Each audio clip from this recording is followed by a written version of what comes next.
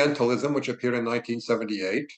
Um, and then I'm going to move on to important changes that happened in his thinking later in his career toward the end of his life. And then we'll talk a little bit about the main topic, which is his relationship to the Arab world, Arab intellectuals, and to global thinkers generally. I'm speaking to an audience of global thinkers, so we want to end on that note, and perhaps that will open up time for conversation. I have written my paper, hopefully in such a way that that there will be time left for conversation.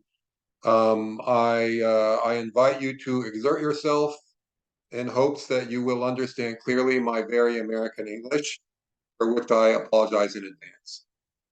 So, part one, Said's early life and the start of his career. Edward Said was born in Jerusalem in 1935, 1 year before a major uprising against the encroaching Zionist influence on British colonial rule in Palestine. He spent his childhood between Jerusalem and Cairo, where his father owned a stationery store, until his family left Palestine definitively for Cairo after 1948. After the 1948 war that led to the creation of the State of Israel on formerly British Mandate Palestine and the displacement of a large percentage of Arab Palestinian population. Those of you listening in Bangladesh will note that this war was the result of a UN-sponsored, British-administered partition plan based on the colonial regime's concept of the local communities and patterned after the partition that divided the Asian subcontinent a year earlier. So we might ask ourselves how this practice of sectarian partitioning of multi-faith communities by British colonizers could so easily repeat itself in different parts of the world in spite of so much evidence of the destruction it caused.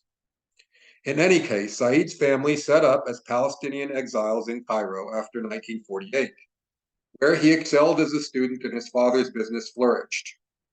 From there, he moved to the United States for his studies, first at an elite boarding school, which is secondary school, then at Princeton University, one of the top universities on the East Coast of the United States, as an undergraduate student, then to Harvard for a doctorate in English and comparative literature.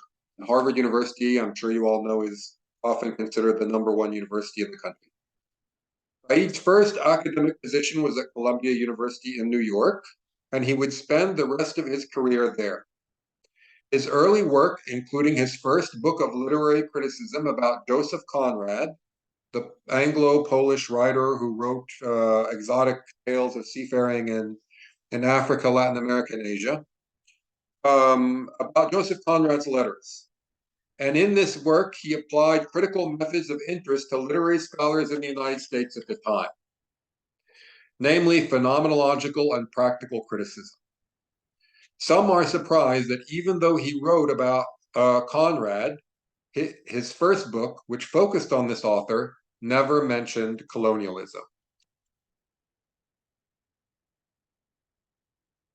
Part two of my talk looks at Said's influences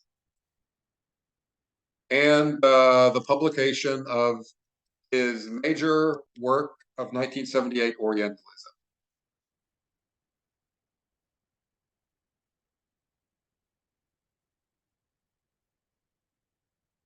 In the second phase of his academic career, Said dramatically shifted his approach, and his concerns and interests also changed. Two important influences instigated this shift. First, Said, as a trained comparatist educated in elite institutions in the classical manner, came under the influence of newer trends in European thought through his interest in reading deeply in the literary and philosophical cultures of France, Italy, and Germany.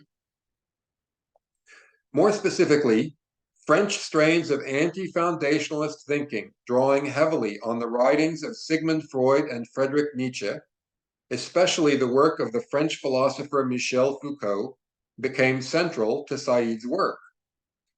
At a time when such continental theory began to change definitively the way literary criticism was practiced in the United States, Said was increasingly seen as an important interpreter of Michel Foucault's work for the American scene. This created an aura around him as a rule breaker and a dissident, an image that was furthered by the second big change in his career trajectory. Around the same time that Said began reading deeply in the work of Foucault, Roland Barthes, Pierre Bourdieu, and other French thinkers, Israel established itself as not only the conqueror of Palestine, but the hegemonic military power in the entire Middle East region. During the 1967 June War, Israel demolished the Egyptian Air Force, secured a surrender from Egypt and Syria in a mere 6 days, and took control of lands under the sovereign control at the time of Arab governments, including Syria's Golan Heights, the Arab-administered Palestinian territories of the West Bank and the Gaza Strip, much in the news today, and Egypt's Sinai Peninsula. The Sinai's return to Egypt was negotiated by the Israeli and Egyptian governments as part of the Camp David Accords of 1978. The other territories remain under Israeli occupation or control until today. Israeli settlers and security forces withdrew unilaterally from Gaza in 2005, but have continued to control its borders. The 1967 war had a profound effect on all aspects of Arab life, especially political and cultural life. Arab intellectuals thought and wrote differently after the war, which effectively transitioned Arab culture into a post-colonial situation that suffered from all the issues related to a world system set up to favor the former colonizers and ended the heady optimism of the initial achievement of independence. At the time of the 67 war, it would have been difficult to categorize Said as an, quote, Arab intellectual, end quote. He lived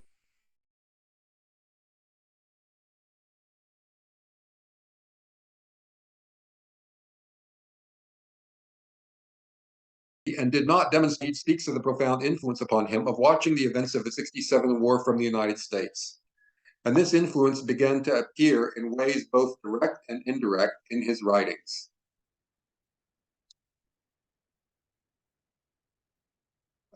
It began to appear in ways both direct and indirect in his writings. As he had already taken an interest in cutting-edge continental theory, his method as a critic and writer evolved so that he used post-structuralist approaches to critique mainstream US thinking and began to present a literary scholarship that was politically engaged in its concerns. Although the second of these two developments would emerge more forcefully in his later years, it already showed itself in his celebrated works of the 1970s. The exemplary work of this era is his 1978 book, Orientalism, a classic with which he is still powerfully associated more than any other of his books. I want to linger over how this work represented a pivot in his career, but first allow me to tell an anecdote about its enduring importance.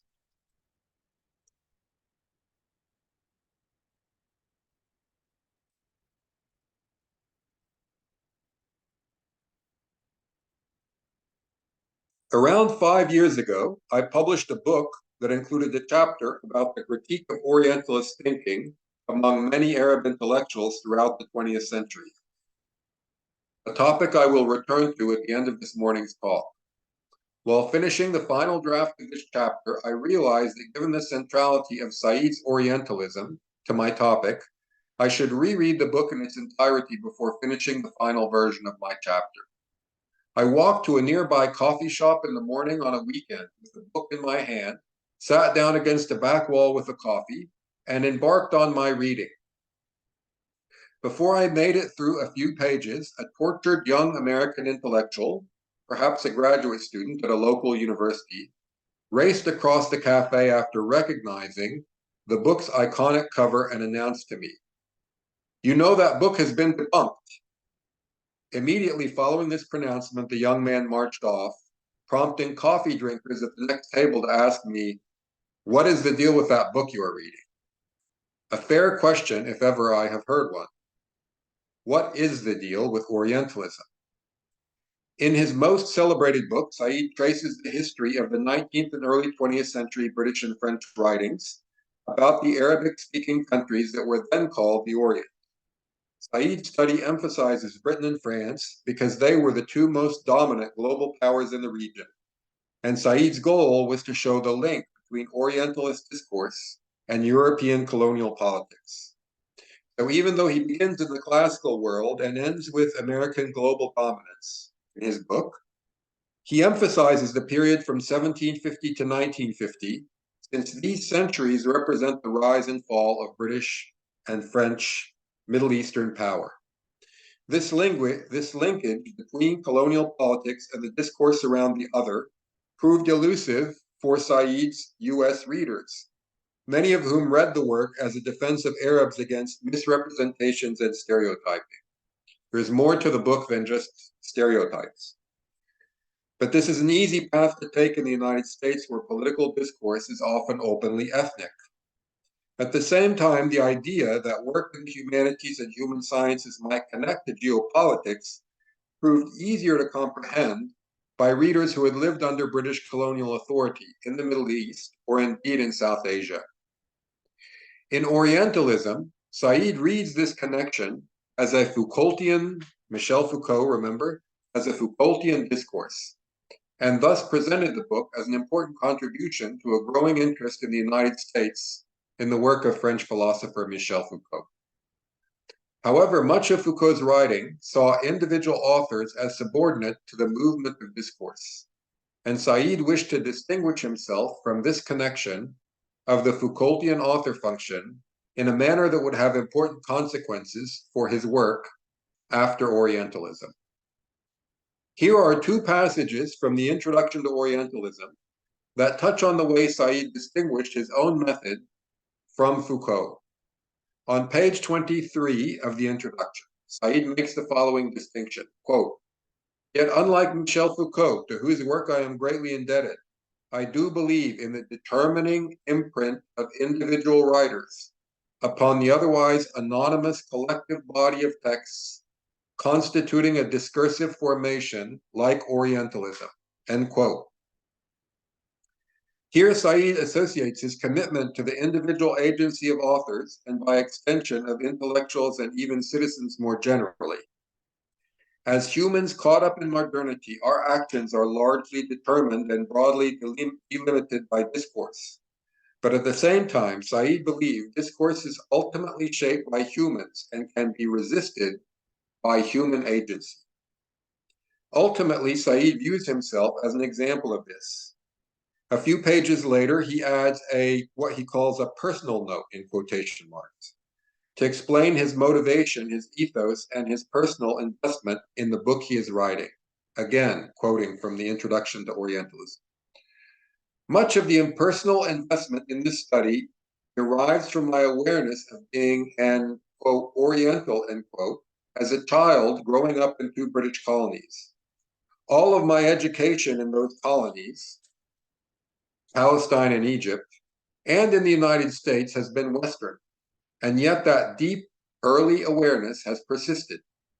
In many ways, this study of Orientalism has been an attempt to inventory that traces upon me, the Oriental subject, of the culture, meaning the Western culture, whose domination has been so powerful a factor in the life of all Orientals, end quote. This surprising personal turn in Said's erudite study deserves some extra attention. Said's purpose here, as in much of the introduction, is to set down the parameters and goals of his very ambitious study. Note that he reinforces here, as throughout the opening, that his topic is Western culture. From the beginning, he makes clear that he is a scholar of Europe, writing about Europe.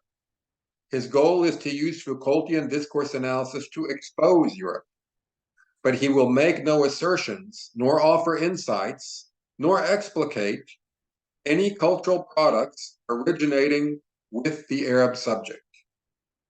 But he writes about Europe attracts the Europeans' interest, since Europeans are Eurocentric and love to focus upon Europe. But there is some tension between this discourse analysis approach and the author's philosophical commitment to agency. including his own agency. On a theoretical plane, the book commits to, quote, the determining imprint of individual writers, end quote. But the parameters of this study do not allow for such a determining imprint by anyone writing in Arabic. This absence has led some to charge the book with leaving its Orientals, quote, silent, passive, and supine, end quote. This charge must be taken seriously, especially given the book's depth to the radical anti-colonial historiography of a group of third world intellectuals, including C.L.R. James, Frantz Fanon, Abdullah Ladawi, and K.M. Panikar, a few of whom Said mentions, and all of whom he would discuss at more length in his subsequent writings in the next phase of his career. Indeed, anti-colonial thought represents a third great influence on the work of Edward Said, alongside French post-structuralism and the Arab-Israeli conflict. Although this is only clear in retrospect, one of the great accomplishments of Orientalism was the way it creatively formulated anti-colonial thought into a package that made sense to readers in England and North America who were completely unfamiliar with its concerns and modes of expression. Unfamiliar with its concerns and modes of expression of third world anti-colonial writing. That this third strong influence may be the most important of all becomes evident in the next phase of Said's career, which we might introduce by talking about responses to Orientalism, which were extensive and diverse. Many attacked the book for its pro-Palestinian politics, something almost unheard of here in the United States in the 1970s. Others challenged the book for sullying the study of literature with a political agenda. Others thought it overgeneralized about Orientalists and Western culture. Said refused to concede any of these points, but he did begin to treat differently the question of the Arab, or Bengali, or Vietnamese, or other intellectual, and their resistance to dominant colonizing cultures.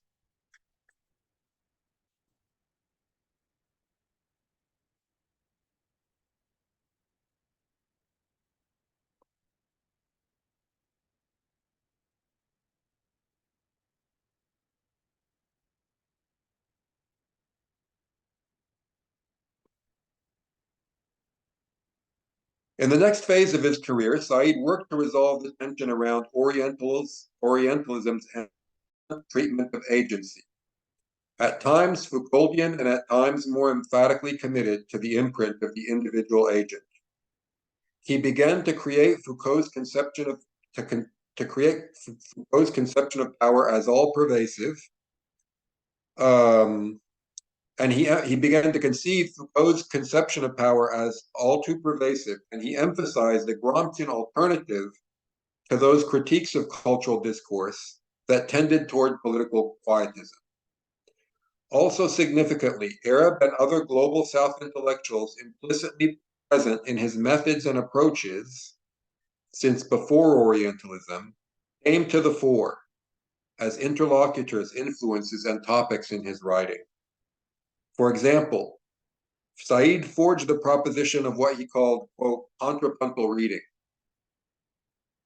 a method that he articulated in his ambitious 1993 Culture and Imperialism, designed not to merely acknowledge the importance of cultures of resistance in the narrative of colonialism, but to incorporate these cultures as essential for reading colonialism in any context.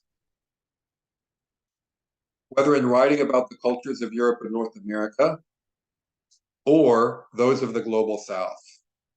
Contrapuntal reading demands that we examine the presence of both colonial discourse and cultures of resistance in literatures of colonialism. And since European colonialism of the 17th through the 19th centuries touched almost all corners of the globe, most literature after this era is also touched by colonialism. Contrapuntal reading is also a more sophisticated version of Said's critique of the area studies movement in the United States. Area studies grew here in the US after World War II as an American enterprise to replace the old world culture that had produced things like Orientalism. The area studies approach divided the world into regions and then studied those regions in a manner implying that the goal of the study was to comprehend a certain cultural essence that characterized that whole region. Stereotyping was rarely challenged, and area studies specialists often presumed the rest of the world trailed behind the US and Europe. Said's Orientalism was designed to expose the way area studies approaches to the Middle East had made one-sided and self-aggrandizing American foreign policy in the region seem justified. Near the end of Orientalism, Said argues powerfully for a return to academic disciplines as a replacement for area studies. For example, if one is interested in South Asian philosophy, one should study philosophy, then learn to think about philosophical practice in a particular region from within that discipline. This is preferable to going to an area studies center where the discipline of philosophy might be one of many represented by a group of scholars all focused on the same region of the world. Although this suggestion is enabling, it comes at the very end of Orientalism and is not fully explored in that study. The idea of contrapuntal reading takes things further. It demands that we see imperial culture and resistance culture as inextricably linked, and therefore impossible to study in isolation.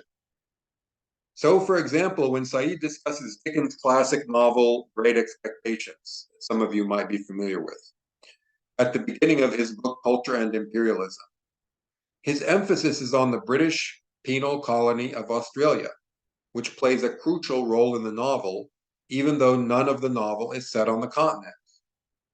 Even though the entire novel takes place in the British Isles, Said nevertheless reads Australia as an important catalyst in the novel.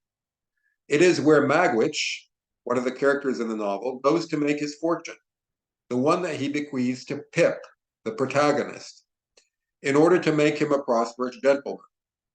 Thus, a novel that seems to be about a young man's attempts to find a place for himself in London's bourgeois society actually turns on British colonialism and the opportunities it created for even the less fortunate members of British society, like Magwitch and by association, Pip. Crucially, contrapuntal reading also insists on reading cultures of resistance from the global south. So this is different from Orientalism, you'll see, including literary and intellectual cultures from outside Europe. This is an important corrective to the Orientalism's discourse analysis approach, which critiqued area studies self-reflexively, without acknowledging cultures of resistance. One way Said's reading of the literature and thought of the global south was different from the old area studies ways of reading, however, was that it emphasized what area studies sought to conceal: the significant role played by British colonialism and US imperialism in dramatically redirecting the history of these cultures through conquest and cultural hegemony. So, in an important section of Culture and Imperialism, he compares two early Global South critics of colonial politics: the Trinidadian Marxist historian C.L.R. James and the Lebanese writer and diplomat George Antonionis, with more contemporary counterparts, M.H. Alatis and Bengal's own Ranajit Guha. In this section of the book, Said works through the approaches and concerns that propel their thought and method, illustrating the way responses to colonialism produce diverse and influential intellectual semantic fields. Culture and Imperialism was published in 1993. Although it never achieved the same level of acclaim as Orientalism, it marked an important set of course corrections in Said's trajectory as a thinker and public figure. By the 1990s, he had achieved what could fairly be called celebrity in the United States.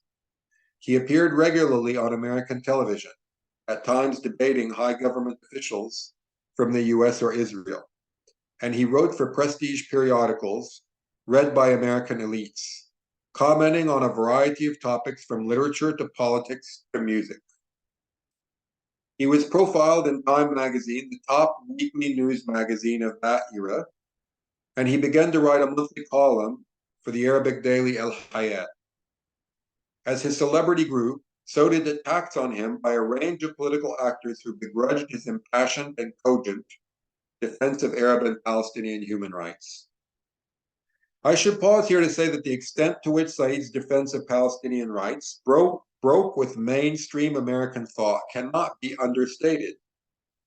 When he first began writing about the question of Palestine in the 1970s, pro-Israel politics held a chokehold on the discourse of America's public sphere.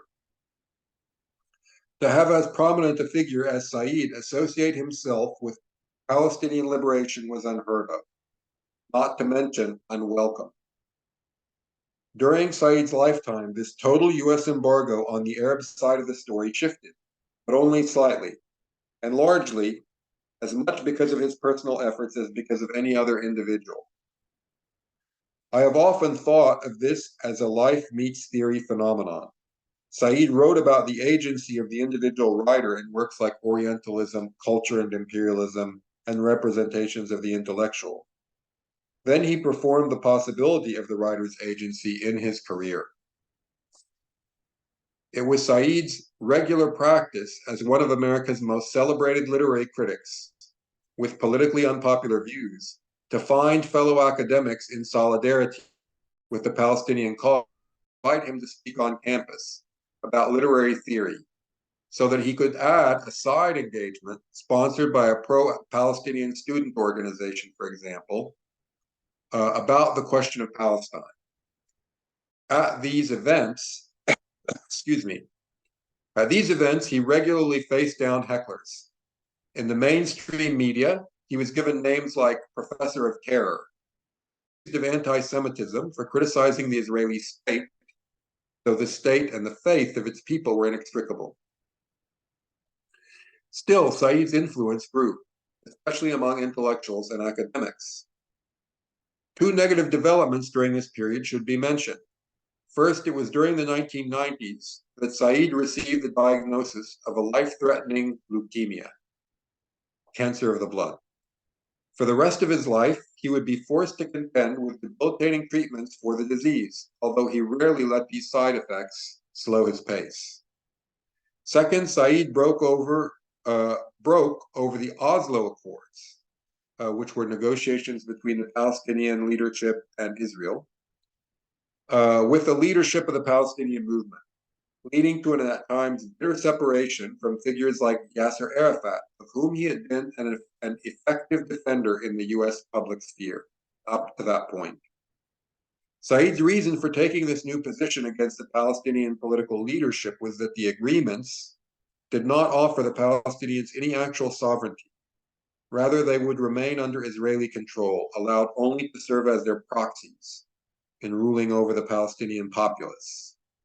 Although his critiques proved prescient, they changed his relationship to public debate around the Palestine question and other issues. Now, both Arab and Israeli commentators often work together to marginalize his voice and paint him as what they called a rejectionist, unwilling to consider peace.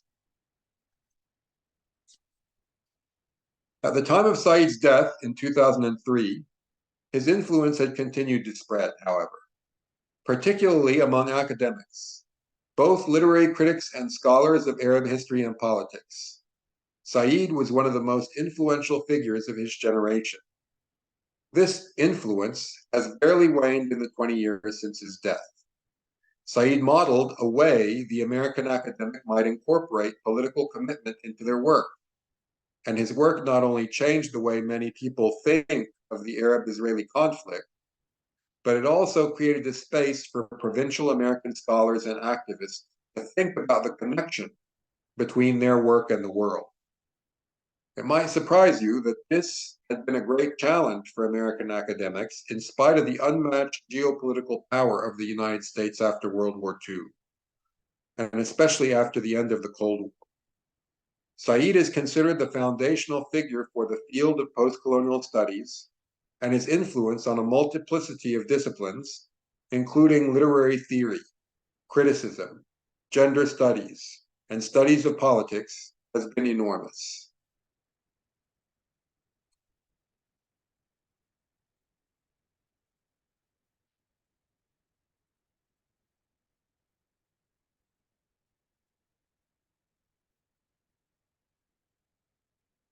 As nice as it would be to end this morning on this positive note, I wish to instead offer a brief complicating coda by delving into Said's reception in the Arab world.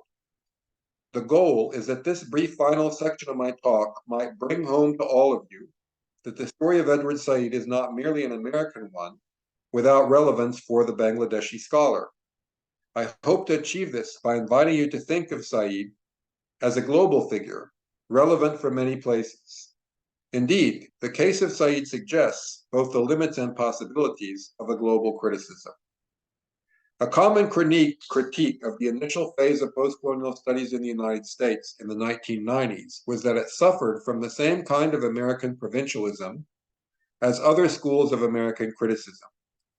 Dominated by scholars based at universities in the United States, like Said, Gayatri Chakravorty Spivak, Homi Bhabha, and Gauri Vishwanathan, and often expressing itself in an abstruse prose while genuflecting to the high theory of the French and the Germans, observers concluded that it studied the postcolonial world without being in any way relevant to the postcolonial world. No scholar working in Cairo, Nairobi, or Dhaka would find their intellectual concerns addressed by this new and trendy American fad, so the argument went at the time. An interesting question is whether this criticism is still valid or whether and why this dynamic might have changed. This is too big of a question to answer in such a short talk without lapsing into sweeping generalizations. A more responsible approach is to start the conversation through a look at Said's relationship to the Arab world, and specifically the Arab intellectual. Edward Said began his career as an Americanized Palestinian with roots in Egypt. His reading, writing, teaching, and social life in the United States were almost completely untouched by his Arab roots. He worked in American institutions and wrote and taught about British, Irish, and French literature and theory. There is no record of his writing anything about Middle Eastern politics before the 1967 war. In the 1970s, his career trajectory changed. He used Arabic sources in his writing, advocated for Arab political and human rights, and collaborated with Arab intellectuals both in the US and in the Arab world. Said's writing also began to draw upon the knowledge produced by Arab and Global South intellectual inquiry for the first time. Orientalism borrows heavily from critiques of the link between Orientalist writing and colonial politics that had already been made by generations of Arab intellectuals, including the Palestinian Abdulatif Tibawi, Egyptians Mohammed Hussein Hakel and Anwar Abdul Malik, and especially Moroccan Abdullah Ladawi. I have documented Said's debt to these thinkers in my own scholarship, but I have done so not to imply that Said's masterpiece is actually derivative, but rather to show that intellectual influence is global and complex, often flowing from south to north, not merely from north to south. Important distinctions should be made between Said's critique of Orientalism and that of his Arab intellectual influences. Most significant of these, to my mind, is the way thinkers like Ladawi linked the problem of Orientalist discourse to what he called a, quote, crisis of the Arab intellectual, end quote. The point of critiquing European cultural hegemony for Ladawi was not simply for the Arab thinker to feel less bad about their environment because it was all Europe's fault. Rather, Ladawi saw the modernity produced by colonialism as having created a crisis across the North-South divide. As a result, the Arab intellectual could choose to focus on European hypocrisy and become a nationalist stooge, masquerading as an intellectual, or choose to focus at least equally on the crisis of the intellectual culture in the Arab world.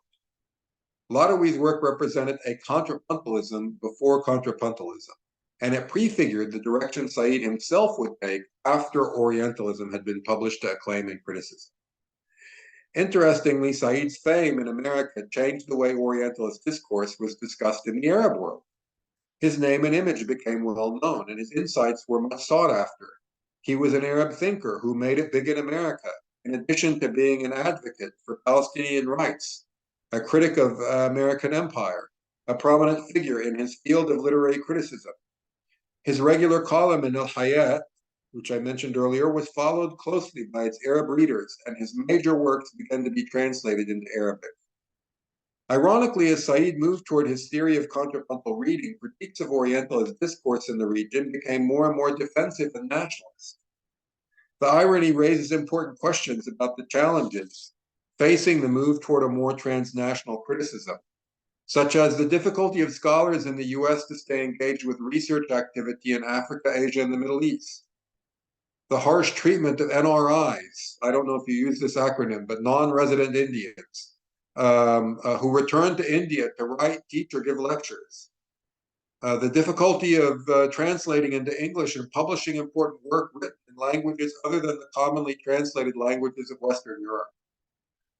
There are many media and resources available to us today, including email, Zoom, the web, and others, that create possibilities for a new transnational criticism.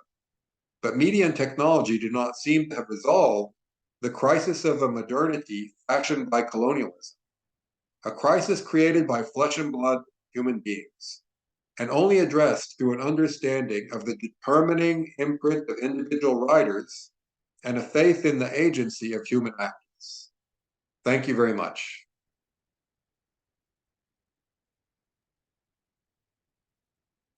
Thank you, sir. Thanks a lot, Professor, for your amazingly insightful talk.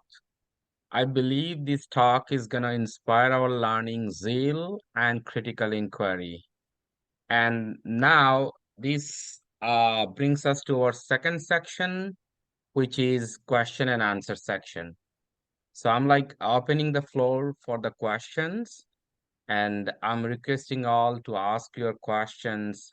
And just this is time for the question. Thank you very much.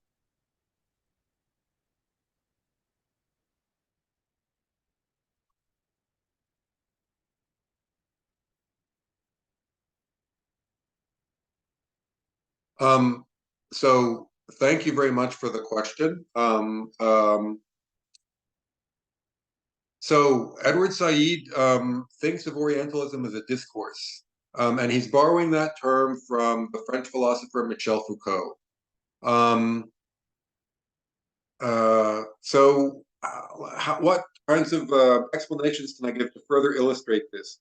So for Said, he was very much interested in the link between colonial politics and Orientalist writing, writing by Europeans about the Arabic-speaking countries. This link was what was important to him.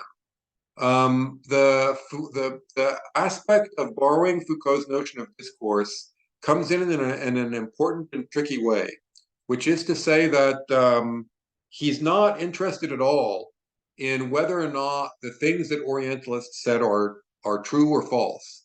And this is a kind of like complicated and difficult thing to get at that I find like having to repeat and give several examples of with students.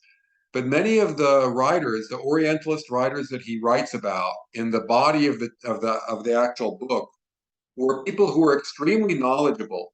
They knew the Arabic language in a kind of like with a kind of philological depth that almost no Arab citizen could know it. Lexicographers, ethnographers who had traveled to many countries and understood many different Arabic dialects. So his point was not the idea of the discourse allowed him to sort of like emphasize that the point was not whether they're saying something true about Arabs or whether or not they're lying about Arabs. The point is to show how the language that they used and the way they cited each other and created a kind of like way of speaking about Arab peoples and cultures for Europeans built on itself and had its own momentum, whether or not it was true or false or whatever its relationship was to the actual region. So this was what he was what he found useful about borrowing that term discourse from Foucault and attempting to apply it to his genealogy of the evolution in Europe of a Orientalist way of speaking about the Orient.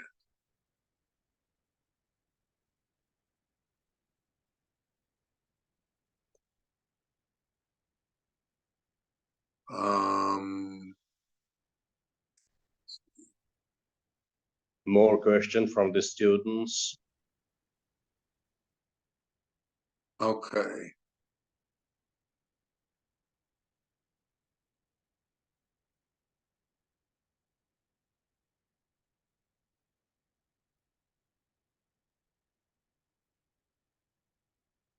Okay, so these two questions that have been posted in the chat, thank you very much for these questions.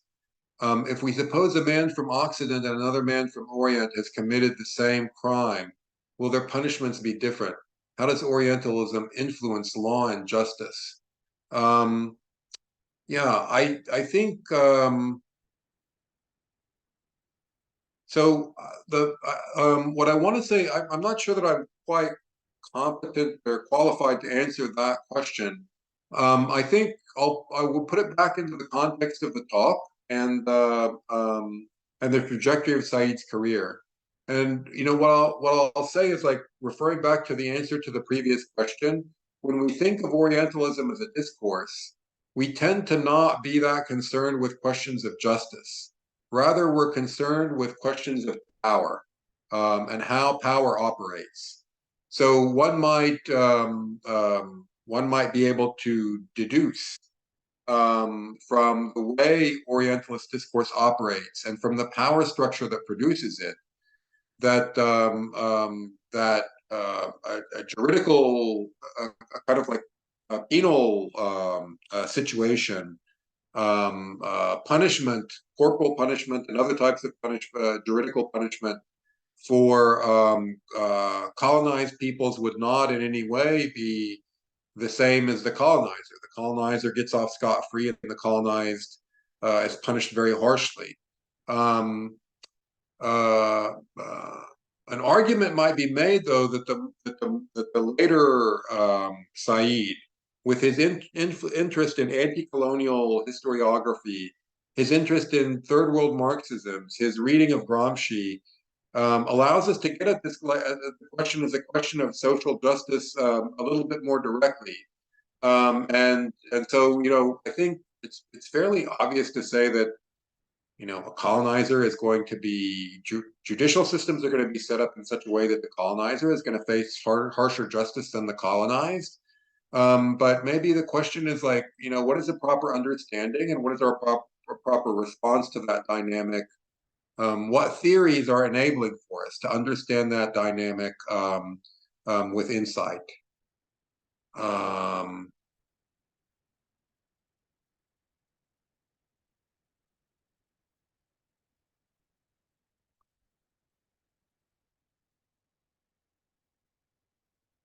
So thank you very much for this, the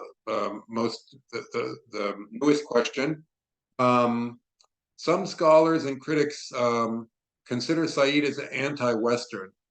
Um, yeah, that's an excellent question, and it's very clarifying. Um, I think that there was a reading of Orientalism. You know, there were many.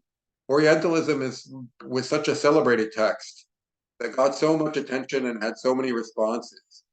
And I think, you know, honestly, like my talk sort of focused on the way Edward Said changed his mind about certain things that strategies that he'd taken up in Orientalism and things he'd written in Orientalism, he moved away from to some extent later in his career. And I think part of that was he tried as hard as he could to set up very carefully a kind of like frame of reference, um, parameters of the study. Anytime you embark on a piece of research, the first thing you want to do is say specifically like what the parameters of your study are. What kinds of things are you going to focus on, and what kinds of things are you not going to focus on? So When Said's doing that, I think he doesn't really imagine that Orientalism is going to be read all over the world. So there is a common misreading of it that sees it as attacking the West and attacking Europe. My response to that would be like, go back and read Orientalism. And you'll find that many times it surprises my students when they actually read it, how much fascination and respect he has for the authors he's writing about. It's really the discourse and the project of colonialism as a cultural project that is being, to some extent, criticized. But the individual writers and some of the artistic achievements and some of the intellectual achievements of Europe are things that he obviously owed a great debt to. Anyone who looks like with any kind of care and detail at his life will definitely see that. So that would be one response. Another thing is like go back and look at what he says.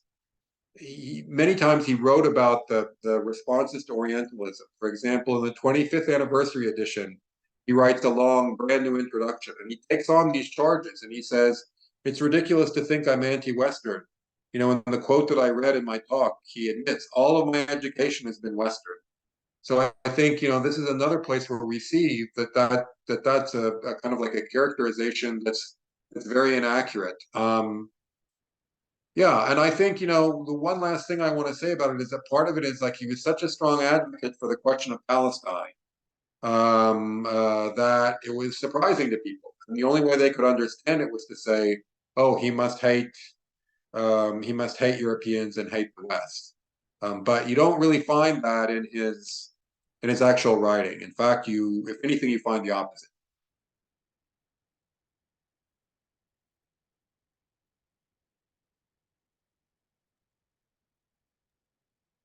I had a question, Professor, if you would allow me to ask it. Sure. Yeah. Yeah, I Nurul, would how like is to. sorry, I wanted to make sure. Nurul, how much time do I have? We can take 4 or 5 minutes, yeah, we can take 5 minutes more. Perfect. Perfect. Yes, please, Ikra. Okay. I would like to thank you, Professor, for your enlightening talk. I'm a lecturer in this department, and I would like to ask the question about the westernization of media in our country, because as you've mentioned, even Said has the kind of charge against him that he's either anti-Western or too Western. So in our country, especially among the youth, we do consume a lot of Hollywood movies, Netflix, TV series, etc. So what are some of the things that we have to look out for in terms of representation of the Orientals, say, for example? So I would like to kind of pick your brain on that subject matter. That's a great topic. If we had more time, I would try to get you to talk more about the way you see things, right? Because my perspective, all of our perspectives are limited. I travel to Egypt fairly regularly, and I see that. Anyway, I can offer a few thoughts, but ideally, the session would involve like hearing more about that from all of you in order to get a better sense. Again, returning to Said, I would say, well, first of all, let me step back from my discussion of Said a little bit and say that this question of like the flow of cultural influence, and the way it changes our thinking and um, the way it shapes our contemporary culture is a really significant one, and it deserves like careful scrutiny. There are still some people in the United States who feel like cultures from the global South are not influencing global North cultures, and I think that this is clearly wrong today. And so that's one thing to kind of like be aware of if you're thinking of cultural hegemony of the West in a place like Bangladesh, is like, stay open to like seeing the ways in which the influences that are coming out of global South societies are also more and more able to like be noticed and have an influence in the global north. So I think that's one important point. Another thing to kind of like keep thinking about is that there's a very good study, a book by it's an old book, but it's a book by John Tomlinson called Cultural Imperialism that offers an interesting challenge to our thinking about this, where he kind of talks about the way in which we don't always cultural imperialism like requires us to be harmed by the influences that are coming in and being and partially shaping our lives and our practice. If someone in Iran begins to wear blue jeans, is Iran actually harmed by that? Is there material harm done to Iranians? The other thing that's interesting in that book is the way it shows that you can watch a show from any place in the world now on Netflix, but your consumption of it and your discussion at the cafe with your friends about it and your way of understanding it is often very local and very not at all. So culture, the influence of culture, as I say, it's a complex phenomenon. We often are taking these things and without even strategizing about it, making them our own when we're consuming global North culture in the global South. So I guess what I'm trying to get at is be open to the complexities of the way these cultural flows operate, and keep thinking ahead about how these changes, what kinds of effect these changes are having, and how they might be read as positive or generated as or turned into something generative. Professor, thank you. I think Ikra has one question. If Professor allows, then we can go for that. Sure. Ikra, We could over just to also you. talk in the classroom if there's no time. But thank you for that talk. It was really enlightening. My question would ask you to be more speculative, I guess. So I was thinking of how, when we start post-colonial theory, generally we start with Said, but how Said today is being used within the post-colony for something very different, which would be, to kind of reify a certain kind of a nationalistic pride. So, because the Orientalists represent us as this, our job is now to counter represent ourselves as, these national, I don't know, like national gems or whatever. We are, this kind of uber-mentioned figures, and our country is the best and all of that. And that kind of it rests on a slippery ground, right? I mean, something like like decolonial theory, what is happening across, I think, the post-colony, but especially in India, is how that national pride easily slips into something like a Hindu supremacy thing or a Hindu nativism thing. So just wondering, what would Said's argument for a nationalistic pride based, as a counter representative for Orientalism would look like? Yeah, that's an excellent question. So let me say two things very briefly, so that we don't, so that I don't extend things too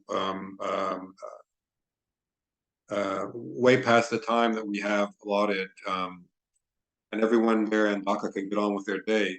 So the first thing I want to say is that if you look at Said's, I kind of traced Said's trajectory, and I didn't talk as much as I might have about the intellectual history and the cultural history and the way cultural politics was evolving in the Arab world at the time. So there was this kind of similarly nationalistic investment in political Islam that was replacing a kind of secular left nationalism embodied in figures like the Egyptian president Gamal Abdel Nasser when Said was a young man. So as Said grew older, and was writing from the States, the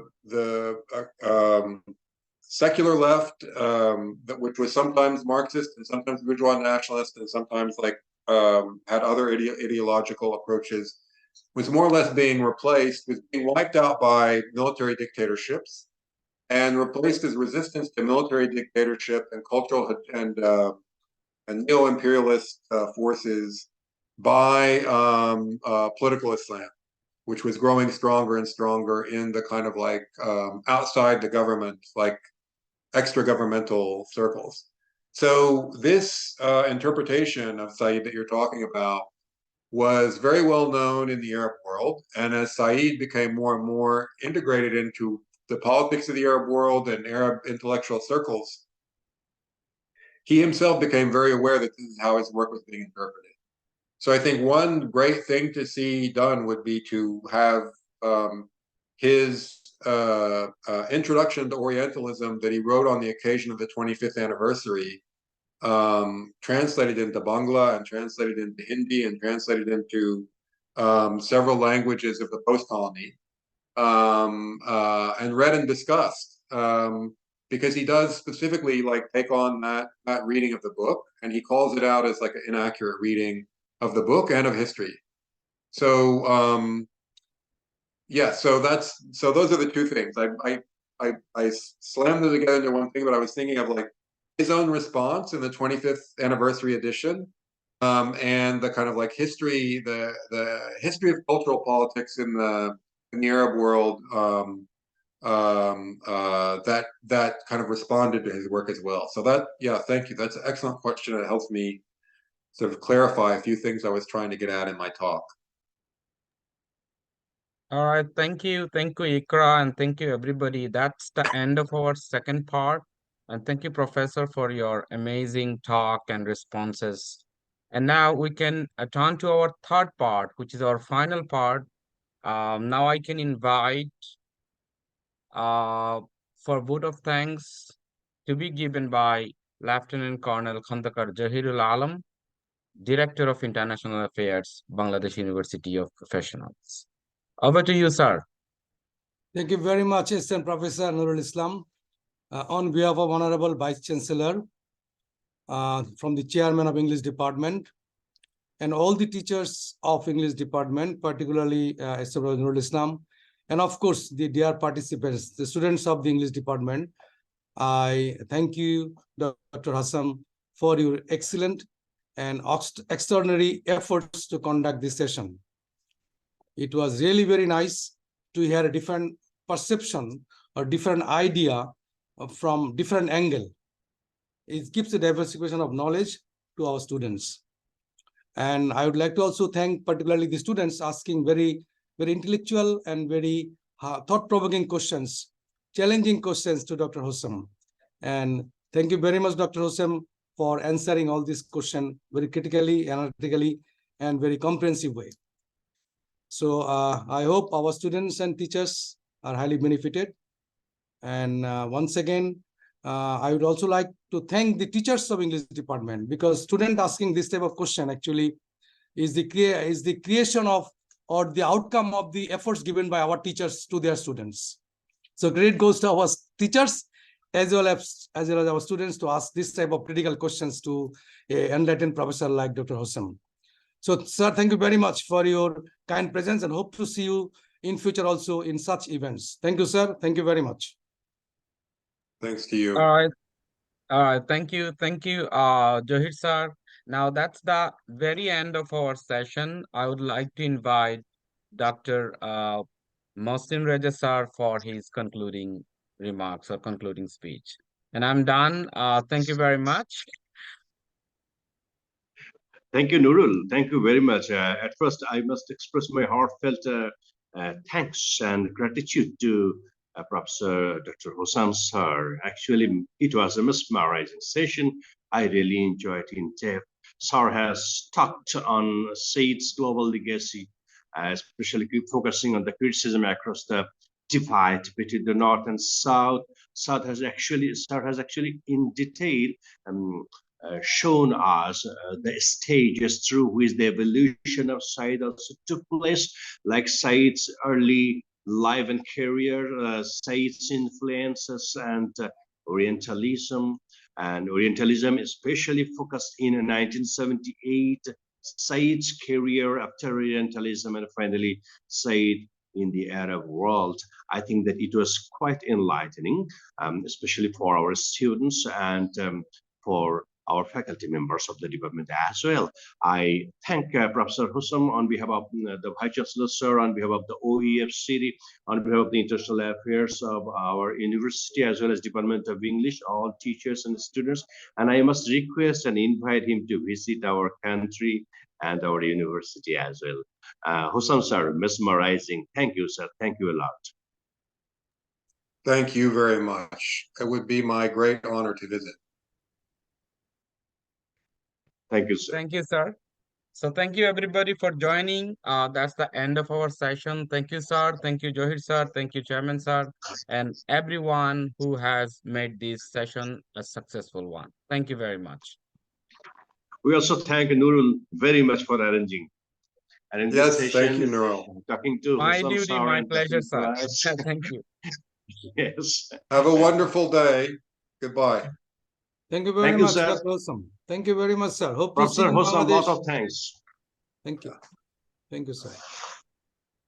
So can I please, make the session off? Sir, please, sir. Please, sir. Yes, sir. Okay. Thanks to everyone. Thank you. Assalamu Thank alaikum. you, sir. Assalamu alaikum. Session is over.